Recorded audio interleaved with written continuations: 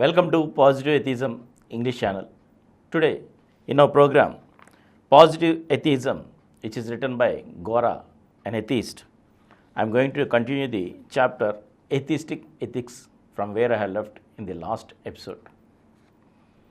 The freedom of an atheist presents ethics in a new light. He does not move in the ruts of do's and don'ts. He recognizes that honesty is a social need, and so he is honest by choice.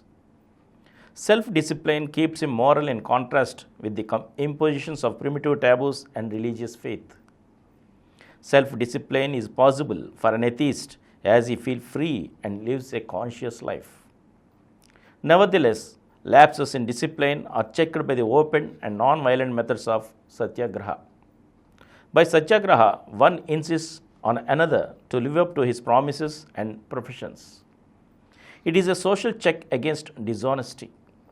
At the same time, satyagraha binds the satyagrahi to be moral himself, just as an alcohol addict cannot plead for prohibition. When Gandhi said that no one could be a satyagrahi without faith in God, he was showing his religious bias.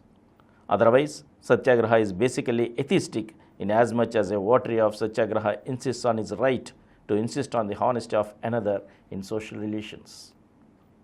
Because Gandhi did not accept atheism outwardly, the method of satyagraha lost its strength and got sectarian in the post-Gandhian period. Adoption of atheism reinvigorates satyagraha into an honesty and powerful means of checking dishonesty. The insistence on truthfulness does not disturb the freedom of the individual. The social obligation implied in satyagraha turns the freedom of the individual into moral freedom. An atheist is free to say or to do what he likes, provided he does what he says and says what he does. So, in the context of social relations, the freedom of the individual is moral freedom. Of course, social relations cannot permit licentiousness, selfishness, or secrecy. The exercise of the moral freedom results in the establishment of equality among all people, since no open conduct can justify inequality among humans who belong to the same kind. The practice of inequality and the conspiracy for violence imply selfishness and a sectarian attitude. Such persons exclude others from their confidence and take recourse to secrecy. Openness, on the contrary, gives no room for sectarian attitudes and therefore no scope for inequality and violence. The sectarian attitudes of caste, class, creed, language, race, and nation permitted groups of people to live in enclosed preserves, each developing its own vested interests. Imperialist and expansionist aims lead to conflict between the groups. The fallen groups formed into minorities in self-defense. When all people feel free and open and the sectarian attitudes of minorities disappear, all people feel equality human. The old notice of race, class, caste, and nation have no place in atheistic ethics, which treats all alike and bids fair to march towards the cherished idea of one humanity and one world. Atheistic ethics is one and the same for all people, unlike the old customs of one code of conduct for man and another for women, one for the whites and another for the blacks, one for the rich and another for the poor, one for the Brahmin and another for the Sudra, one for the master and another for the servant. Likewise, when the sectarian boundaries are pulled down by the assertion of freedom of an individual, the claims of separate culture loses validity. When people mingle, they become one and the same. Indeed, culture is the conduct which enables a human to meet another human as an equal. Attribution of nation to culture is definitely uncultured. The atheistic guidelines for right and wrong are contained in the practice of honesty itself.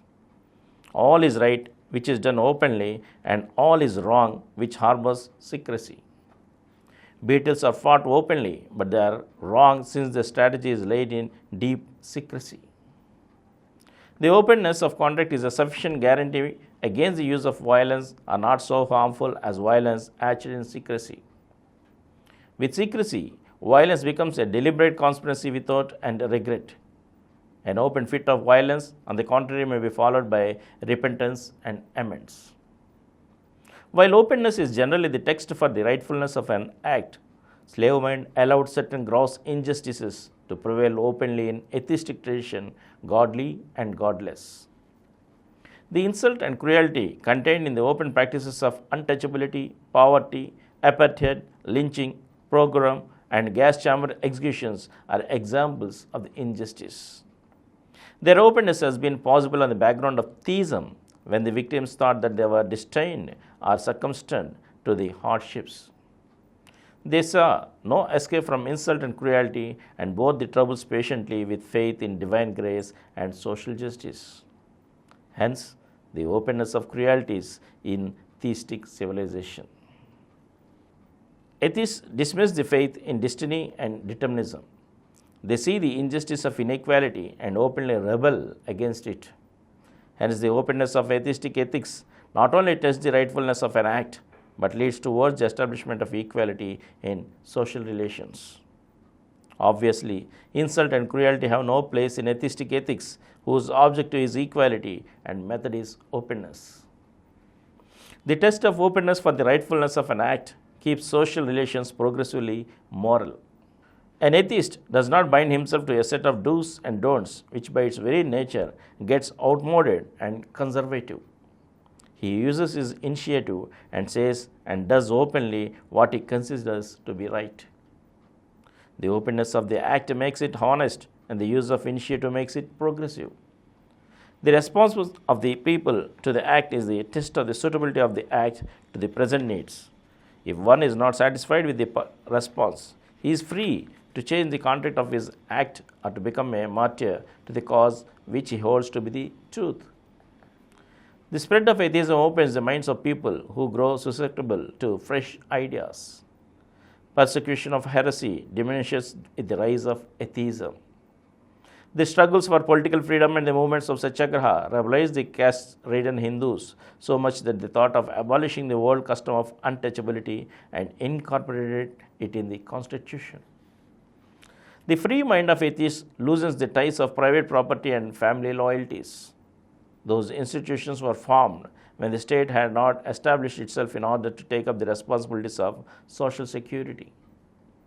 Though the institution of private property caused economic inequalities and the institution of families suppressed women, the evils are tolerated in view of the advantage of security which they provide.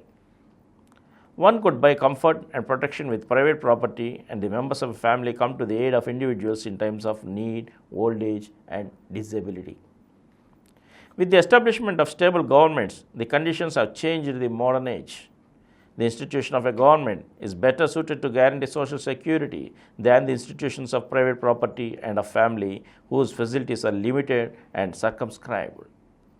Of course, the institution of government attended with the domination of centralized authority, notwithstanding the disadvantage which can be controlled with the rise of freedom of the individual. A government can be used to liberate women and to abolish poverty more advantageously through state authority than through the repair of rickety codes of conduct.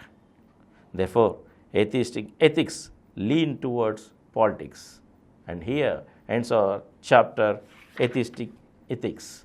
And we shall meet again in the next episode with another chapter, Atheistic Politics. Thank you. For more videos, please subscribe to our Positive Atheism English Channel presented by Samaram channels, which has crossed more than 20 crore views. Please like, subscribe and share our videos. And for notification of our new videos, please click the bell icon.